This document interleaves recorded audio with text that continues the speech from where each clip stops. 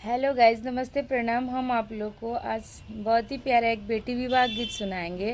अगर पसंद आए तो लाइक कमेंट और सब्सक्राइब कीजिएगा। अंग जानी छुईहा दुल्हा, हारन टिकावा टूटतई हो।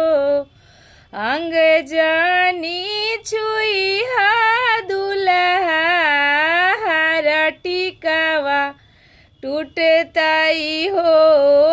हमारो आपन भैया के बड़ा दुखावा होतई हो। हमारो आपन भैया के बड़ा दुखावा होतई हो।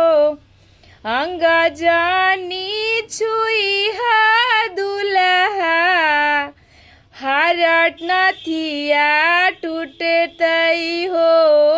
हमारो आपन भैया के बड़ा दुखावा होतई हो।